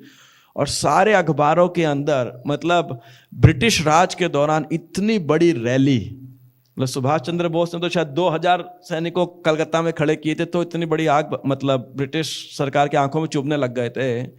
इन्होंने तो 25,000 लोगों से भी ज्यादा की जो है आर्मी को हरे मतलब सब नित्य कीर्तन करते हुए, वहां के अखबार में ऐसा लिखा है, it was a site for gods to see, मतलब देवताओं के लिए भी एक दर्शनीय स्थल था कि इतने हजारों लोग जो है, और 17 भागों के अंदर बांट करके उस रैली को निकाला गया था, उसमें सब नृत्य और कीर्तन कर रहे थे। ये तो सरस्वती ठाकुर है ना, लाइक दैट। उस दौरान आप सोचिए मतलब क्या उनका प्रभाव था। तो क्या युक्त वैराग्य दिया उन्होंने। ना वो मॉडर्निस्ट थे, ना वो ऑर्थोडॉक्स थे, ना वो रूढ़िवादी थे और ना वो आधुनिकवादी थे, वो थे सारग्राही वैष्णव, है ना। ये उनके सबसे बेस्ट है। क्यों? पुरानी रीति रिवाजों को भी उन्होंने, जो पेरिफरी के रीति रिवाज है, ध्यान नहीं दिया। इसका मतलब ये नहीं कि कुछ लोग कहते हैं सर ठाकुर को, अब देखिए सबसे बड़ा उनका युक्त वैराग्य कहाँ है, एक ऑर्गेनाइजेशन को स्थापित करने के अंदर। भारत में उस दौरान जब इस्लाम और क्रिश्चियनिटी का बोलबाला था, दोनों ऑर्गेनाइज्ड फॉर्म थी, एक इंस्टीट्यूशन से था, वहां पे लोगों का कोई व्यक्तिगत कनेक्शन नहीं है। आप देखिए ये समस्या आज भी इस्कॉन के भक्त लोगों के लिए बहुत महत्वपूर्ण है। आप ध्यान से सुनिएगा, जो भक्त इस्कॉन में लंबे समय तक रहना चाहते हैं तो जाग करके जो है सावधानी से सुनिए इस विषय के ऊपर जो मैं अभी आपके साथ प्रस्तुत करने जा रहा हूं, क्योंकि ये समस्या जब जब हमें प्रस्तुत, हमारे सामने आए, हमारे प्रचार में आए, तो आप समझ लीजिएगा इस समस्या का रूट कौन है, वो है सरस्वती ठाकुर, है ना। तो तब हम दोषारोपण नहीं करेंगे, दिग्भ्रमित नहीं होंगे।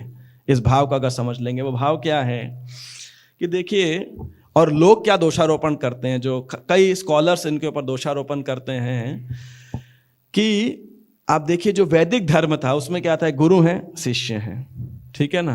और गुरु को हम ऐसा पदवी देते हैं, साक्षात हरित्वेन समस्त शास्त्र, की भगवान की वाणी गुरु के द्वारा आती है, तो इसलिए गुरु से जो एक व्यक्तिगत कनेक्शन है, इसको बहुत बल दिया जाता है हमारे वैदिक धर्म के ऊपर। सच बात है कि नहीं? लेकिन जो अब्राहमिक रिलीजन्स है, स्पेशली क्रिश्चियनिटी और इस्लाम, जब इनका प्रोपेगेंडा हुआ तो जीसस से या मोहम्मद से ऐसे भी रिश्ते को कोई बहुत ज़्यादा नहीं, व्यक्तिगत रिश्ते को नहीं महत्व दिया जाता, लेकिन जो कोई भी रिश्ता है तो ये तो कतई नहीं बोला जाता कि उस चर्च के फादर से या उस पादरी मौलवी से आपका रिश्ता होना जरूरी है। और सरेंडर तो दूर की बात है कि नहीं, वो सब कॉन्सेप्ट ही नहीं है। तो लोगों को लगता था कि सरस्वती ठाकुर ने कंटेम्परेरी टाइम से इस्लाम और क्रिश्चियनिटी को देख करके जो है रिलीजन को ऑर्गेनाइज्ड फॉर्म में कर दिया, ऐसा है। लेकिन ये सही नहीं है। मध्वाचार्य, रामानुजाचार्य दोनों ने अपने रिलीजियस को अपने संप्रदाय को संगठित किया था, ऑर्गेनाइज किया था, यू नो। और उस ऑर्गेनाइजेशन के अंदर जो सार है गुरु सेवा का, वो भी एज इट इज प्रस्तुत किया था। तो सरस्वती ठाकुर अगेन सेम क्रांतिकारी, bringing back to the roots, लेकिन फिर भी उन्होंने ब्रिटिश की ऑर्गेनाइजेशन से बहुत कुछ सीखा। और वहीं से ये वर्ड जो जीबीसी, गवर्निंग बॉडी कमीशन है, ये ब्रिटिश रेलवे से उठाया था।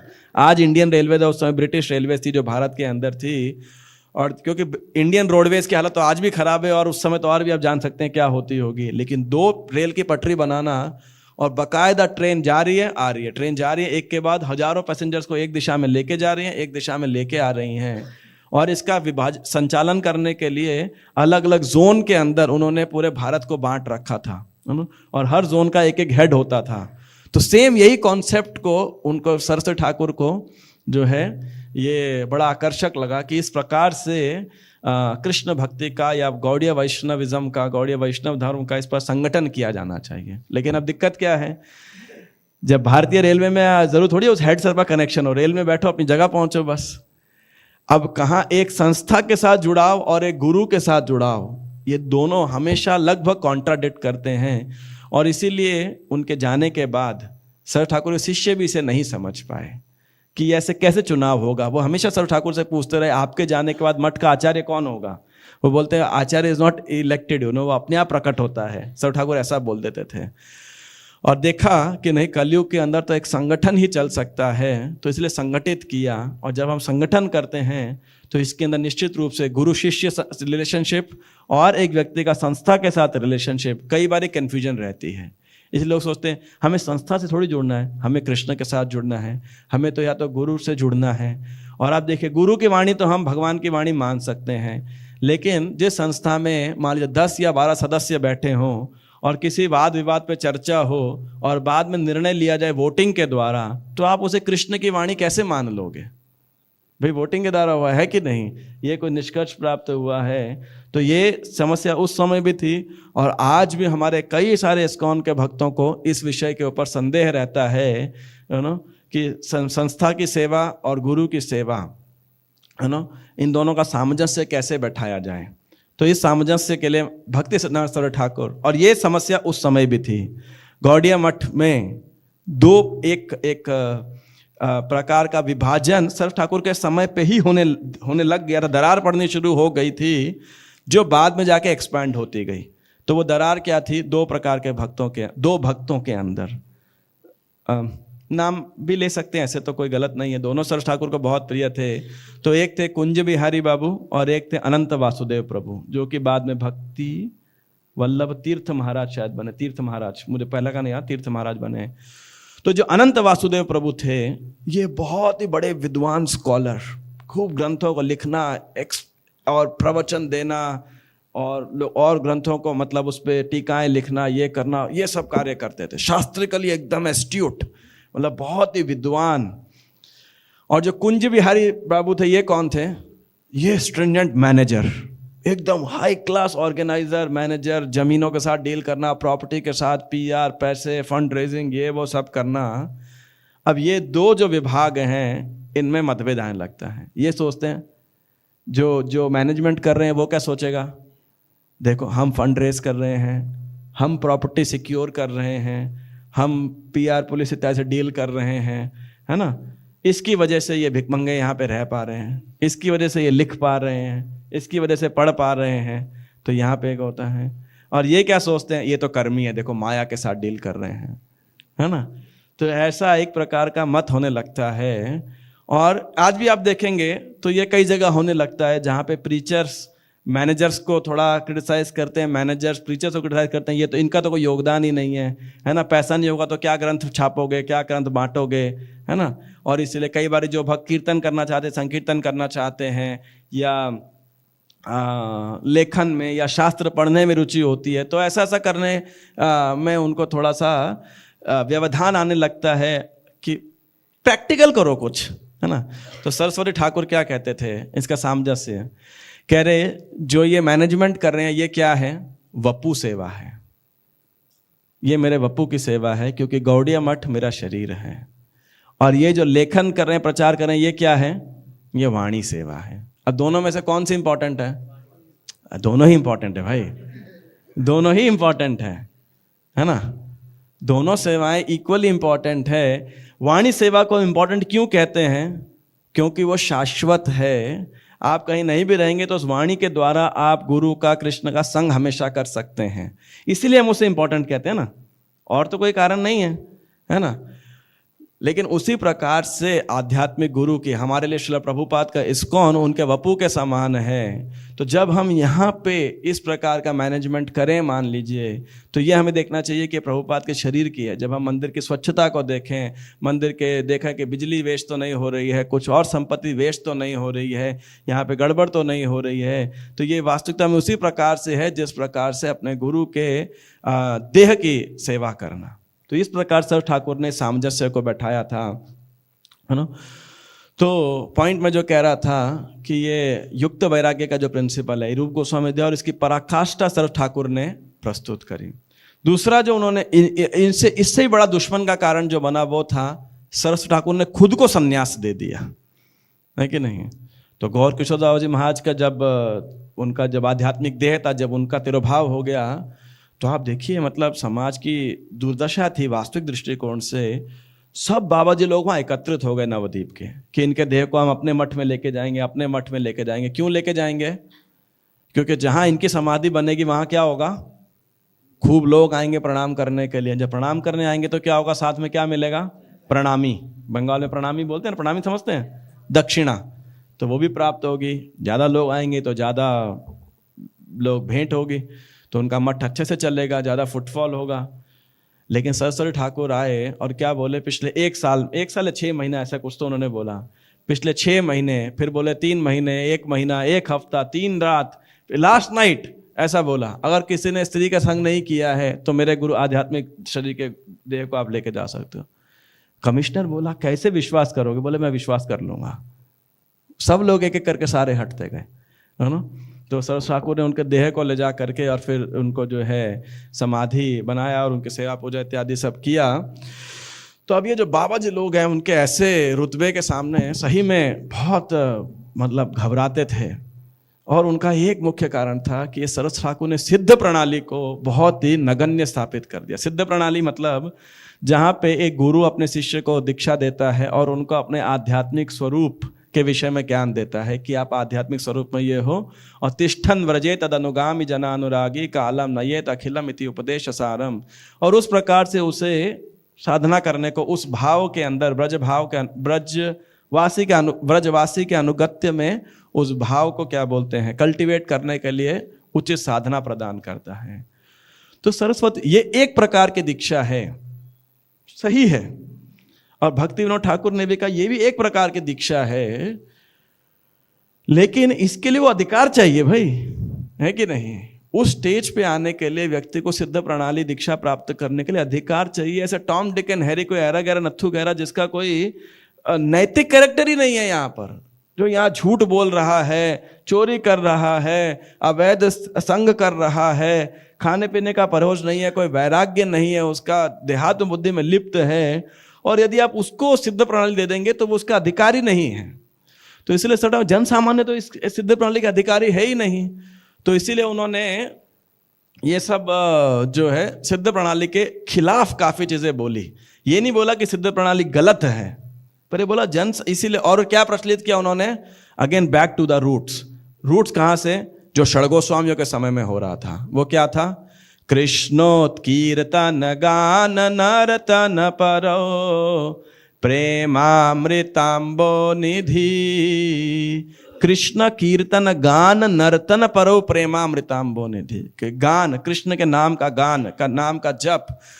तो इसीलिए उन्होंने साधना भक्ति दी हमें। साधना वहां भी थी, यहाँ पे उन्होंने क्या किया, सरस्वती ठाकुर ने इस साधना को स्टैंडर्डाइज कर दिया हर एक के लिए। इसीलिए आज हमको पता है बीड़ बैग में हाथ डालना, कितनी माला करनी है, बस कम से कम 16, ज्यादा से ज्यादा नहीं है, ज्यादा से ज्यादा कितना, 24 घंटे।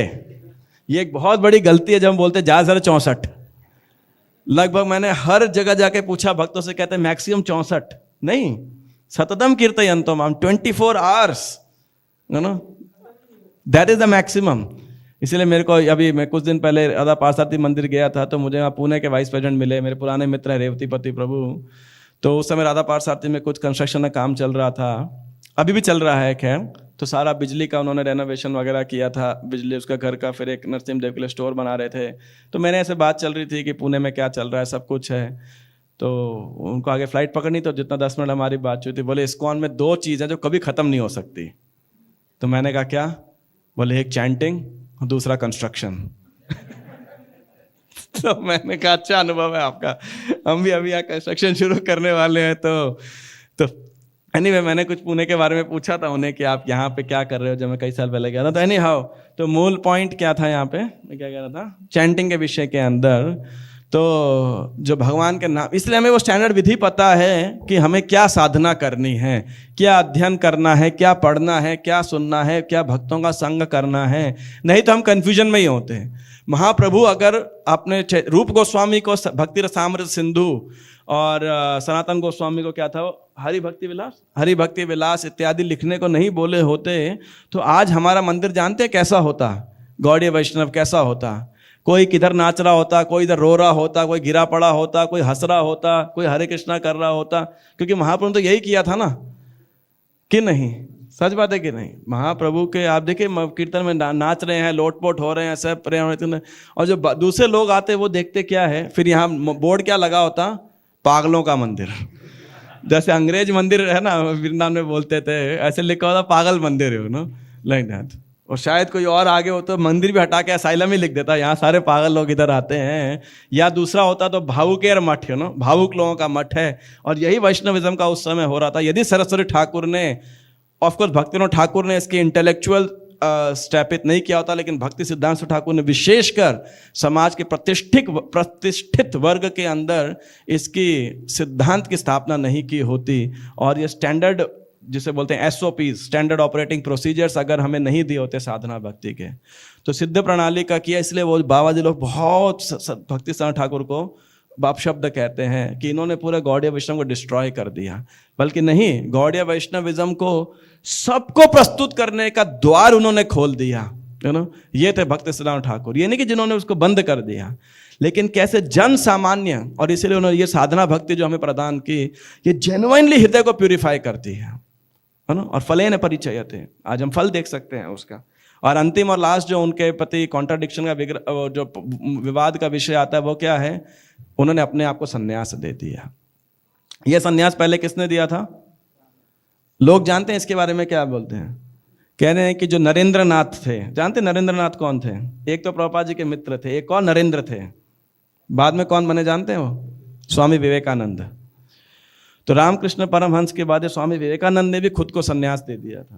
तो लोग बोलते हैं ऐसा कि सर ठाकुर इनसे प्रभावित होकर खुद को संन्यास लिया, ऐसा है। मतलब देखिए, जो स्कॉलर्स होते हैं वो तो कैसे भी स्टडी करते हैं और वो मत बन जाता है, लेकिन ये वास्तविकता नहीं है। वास्तविकता कहाँ? Back to the roots. ये पहले किसने प्रेसिडेंट किया था?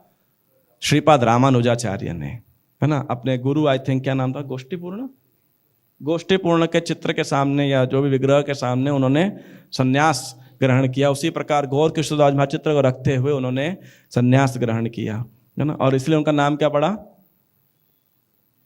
भक्ति सिद्धांत सरस्वती।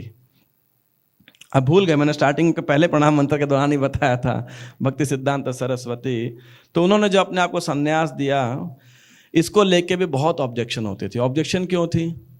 कि भाई इससे पहले तो बाबा जी वेश लेते थे गौड़ीय वैष्णव, अधिकांश गौड़ीय वैष्णव बाबा जी वेश लिया करते थे, परमहंस का वेश लिया करते थे, अवधूत वेश एक प्रकार से लिया करते थे, क्योंकि वर्णाश्रम के वो सब परे थे। इन्होंने संन्यास वेश धारण किया। कई कारण थे। एक नम्र थे, अपनी विनम्रता का सूचक था इनका कि भाई मैं वर्णाश्रम के परे नहीं हूँ, मैं वर्णाश्रम के अंदर मुक्त जीव नहीं हूँ अभी मैं, ये उनकी विनम्रता का लक्षण था। लेकिन दूसरा, प्रचार करने के लिए समाज के ढांचे के अंदर रह के प्रचार करना जो है, सन्यासी पूरे जगत के गुरु होते हैं, सभी वर्णों सभी आश्रमों के, और उन्होंने सन्यास ग्रहण किया और खुद को सन्यास ग्रहण किया। तो ये एक बड़ा वो क्या बोलते हैं, विवाद का विषय हमेशा से रहता था, और लोग इनको बहुत, कई लोग अपशब्द बोला करते हैं। और सन्यास लिया और इन्होंने प्रचार किया, नहीं तो। और इसके बाद हम देखते हैं तो बाबा जी लोग, क्योंकि अब जब इन्होंने सन्यास लिया तो आगे सब ब्रह्मचारी, गृहस्थ, वानप्रस्थ, सन्यास, इस प्रक्रिया को फॉलो करना शुरू किया, ना कि बाबा जी वेश को। क्यों? चाहे वेश तो कोई भी हो, गृहस्थ का वेश हो, बाबा जी का वेश हो, परमहंस का वेश हो, मूल उद्देश्य क्या है? जीवेर स्वरूप हो कृष्ण नित्यदास, जो कोर है वो रहना चाहिए। और चैतन्य महाप्रभु ने स्वयं ने संन्यास लिया था, लेकिन गोस्वामियों के बाद हम देखते हैं कि बाबा जी वेश था, लेकिन ये सरस्वती ठाकुर दोबारा रूट्स पर लेकर के गए। और इसीलिए हमें गौड़ीय मठ और इस्कॉन, इन दोनों को भक्ति सिद्धांत सरस्वती ठाकुर के क्रांतिकारी चीज़ों का बैकलैश कई बार लेना पड़ता है। और वो बैकलैश नहीं है, वो हमारी धरोहर है वास्तविकता के अंदर, कि हम सिंह गुरु के संतान हैं, हम उनके फॉलोवर्स हैं। तो हमें भी सारग्राही वैष्णव बनने का प्रयास करना चाहिए, है ना। और प्रभुपाद 125% क्या 1000% सारग्राही वैष्णव थे, 1000% सर ठाकुर के फॉलोवर थे, फिलोसॉफिकल डॉक्ट्रिन के अंदर, मैनेजरियल एम्फेसिस के अंदर, और कैसे वेस्टर्न वर्ल्ड के अंदर इस समाज की अपील हो सकती है, उसके लिए प्रभुपाद जी ने भी उसी प्रकार चेंजेस किए, यू नो। सामाजिक धरोहर को पेरिफेरी में चेंज किए, कोर में एक रंत मात्र भी चेंज नहीं किया शिला प्रभुपाद ने कोर के अंदर। और इस प्रकार अगर आज हमें भी संदेश को प्रस्तुत करना है लोगों को इस समाज के अंदर, तो हमें उस संदेश को रेलिवेंट बनाना पड़ेगा आधुनिक समाज के हिसाब से, बिना डाइल्यूट किए, fidelity to the core and flexibility to the periphery. उसके दौरान हमें फ्लेक्सिबल रहना पड़ेगा। फ्लेक्सिबल रहने का मतलब ये नहीं है डाइल्यूशन, यू नो। और इसीलिए ये एक बहुत बड़ा विज्ञान है, बहुत बड़ी कला है। तो आज के दिन और अनेक बातें सर ठाकुर के बारे में कही जा सकती हैं। मैंने एक इस मूल उद्देश्य को लेकर के कि कैसे उन्होंने जो हमें क्लैरिटी ऑफ कृष्णा कॉन्शियस दिया, कुछ नहीं भी याद रहे तो ये 2 पॉइंट याद रख लीजिएगा। अन्याभिलाषता शून्यम, दूसरा युक्त वैराग्य, और तीसरा है वैदिक साधना भक्ति। ये 3 पॉइंट सर ठाकुर की देन है हमें, नहीं तो हम अटर कंफ्यूजन के अंदर होते। आज वैष्णव समाज है, आज इस पूरे विश्व में प्रभुपाद जी ने लिखा है, ये उनकी नम्रता के साथ साथ उनकी रियलिटी है। श्री सिद्धांत सरस्वती शची सुता प्रियाति कृष्ण सेवा जार तुलना है। जय श्री सरस्वती ठाकुर प्रभुपाद, श्री भक्ति सिद्धांत सरस्वती ठाकुर की जय, श्री भक्ति सिद्धांत ठाकुर तेरे भाव तिथि महोत्सव की जय। गौर प्रेमानंदे हरि हरि बोल। कोई टिप्पणी हो रुक्मिणी किशोर और अन्य कोई भक्त किसी प्रकार की कुछ ऐड आप करना चाहें अपने रिफ्लेक्शंस सर ठाकुर के ऊपर, तो प्रश्न आप व्यक्तिगत रूप से ले लीजिएगा, आप पूछ लीजिएगा मेरे से, फिर भी कोई टिप्पणी की नहीं भक्त की हम। हरे कृष्ण। श्रील प्रभुपाद की जय, श्रील भक्ति सिद्धांत ठाकुर की जय, गौर प्रेमानंदे हरि हरि बोल। His Grace मुरली कृष्ण प्रभु की। एक कंट्रीब्यूशन और है उनका, एक सेकंड बस, 1 मिनट और दीजिए मुझे। वो है जिसके कारण लोग इन्हें बहुत क्रिटिसाइज करते हैं, वो है शिक्षा संप्रदाय को लेकर के भी, है ना। तो उन्होंने बोला शिक्षा महत्वपूर्ण है और दीक्षा फॉर्मलाइजेशन ऑफ शिक्षा है। आज भी आप देखिए लोग दीक्षा पे बहुत बल देते हैं, शिक्षा ले रहे हैं या नहीं ले रहे हैं उसको कम महत्व देते हैं। लेकिन सरस ठाकुर ने ये जो पूरा, ऑफ कोर्स ये क्रमेय रत्नावली या प्रमेय रत्नावली, एक बलदेव विद्याभूषण जी ने ग्रंथ लिखा था, तो वहाँ पे शिक्षा परंपरा लिखी पूरी उन्होंने, और वहाँ से इन्होंने बंगाली सॉन्ग के रूप में सरस ठाकुर ने लिखी। कृष्ण होते चतुर्मुख होए ब्रह्मा सेवोन्मुख, ब्रह्मा होते नारदेर गति, है ना। इस प्रकार से तो वो बलदेव विद्याभूषण जी ने उसको किया था, इन्होंने सिर्फ उसको बंगाली के अंदर कन्वर्ट कर दिया। लेकिन इसके शिक्षा को जितना बल दिया इन्होंने शिक्षा संप्रदाय के ऊपर, क्योंकि लोग कहते थे कि भक्तिनाथ ठाकुर के ऊपर नाम लिख दिया जगन्नाथ दास बाबा जी का, आपने गुरु है विपिन बिहारी गोस्वामी, ये क्या आप कर रहे हो, चेंज कर रहे हो। लेकिन बोला शिक्षा ही सर्वश्रेष्ठ महत्वपूर्ण है। हमें कहीं नहीं मिलता कि ब्रह्मा जी को कृष्ण ने दीक्षा दी थी, नारद जी को ब्रह्मा जी ने दीक्षा दी थी। ये शिक्षा संप्रदाय है। शिक्षा की फॉर्मलाइजेशन, शिक्षा का एक फॉर्मल रिलेशनशिप बन जाता है, वो है दीक्षा। और इसके लिए भी लोग इनको इतना अपशब्द सुनाते हैं, पूछिए मत, ऐसा है ना। और कोई तो ऐसे पता नहीं क्या बोलना चाहिए, अपने आप को महान कहते हैं, लेकिन ऐसे लिखते हैं कि Saraswati Thakur destroyer of Vaishnavism. लेकिन ये बिल्कुल नितांत गलत धारणा है। Sir Thakur is the propagator of Vaishnavism. आज वैष्णविज्म है तो इसीलिए क्योंकि सरस्वती ठाकुर थे, उन्होंने किया, और उनकी इस क्रांतिकारी प्रचार की भावना को जो है प्रज्वलित, उन्होंने दोबारा महाप्रभु की इस भावना को पृथ्वी ते याथे यत नगर आदि ग्राम सर्वत्र प्रचार होइबे मोरा नाम। और उसके बाद इस पूरे गौड़ीय वैष्णविज्म की या पूरे वैष्णविज्म की सबसे बड़ी शाखा आज के वर्तमान समय में क्या है, वो है इस्कॉन, अंतर्राष्ट्रीय कृष्ण भावनामृत संघ। क्यों? श्रील प्रभुपाद ने अक्षरशः सरस्वती ठाकुर को एज इट इज फॉलो किया, देश काल विभागवित। हरे कृष्ण।